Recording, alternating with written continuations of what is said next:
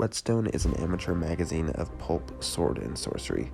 Issues are released twice a year, and the best part is that they are free. So you get a nice taste of modern sword and sorcery, all at your fingertips with no charge. Hello and welcome to Liam's Lyceum. I'm your host, Liam, aka Himvar, and today I have a slightly different review than I normally have, for I'll be reviewing a magazine issue, number 1 specifically. This is Whetstone as edited by Jason Ray Carney.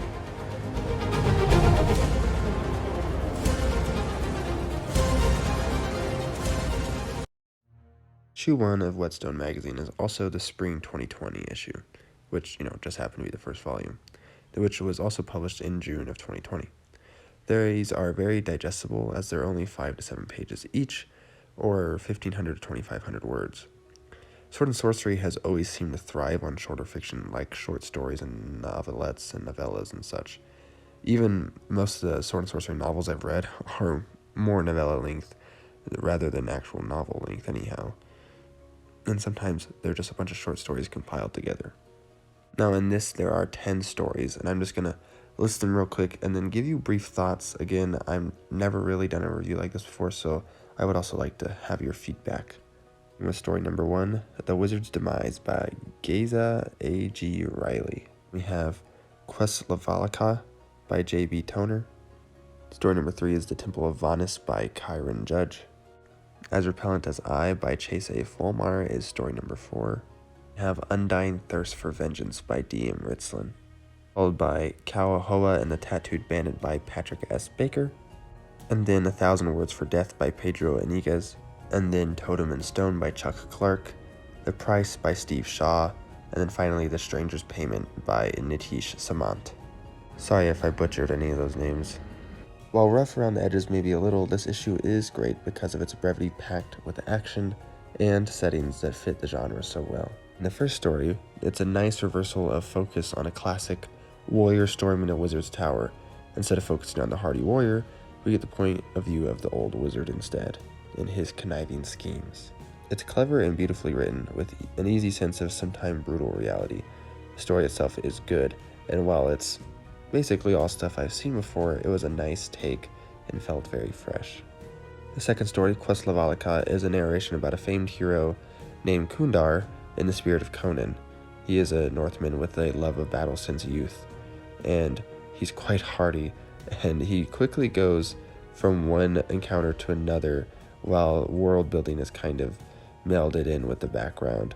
And this is an extremely fast-paced story, as it kind of has to be with the word limits.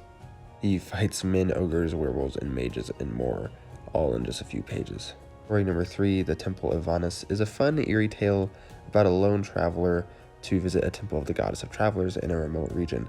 This one kind of gave me Fafhrd and the Grey Mouser vibes, except for there was one person, so I'm sure if it had been an actual duo, it would have even felt more so like that. But, just a nice mix of cosmic horror that sword and sorcery does pretty well. As Repellent as I describes a recently ruined city and its only surviving occupant. It was reminiscent of Clark Ashton Smith. It was really great. It's a visceral, dark tale. Undying Thirst for Vengeance almost seems like a Sunday school lesson, if I were to be honest. It teaches many lessons while being very short and very entertaining. It shows what's proper justice and whether something is really a blessing or a curse. It was very enjoyable, and honestly, it's one I've probably thought about the most after finishing this. Kawahoa and the Tattooed Bandit is a fun, seemingly Polynesian-inspired story about taboo and mana, which is a type of supernatural and magical power. The story itself involves a duel of sorts with magical tattoos.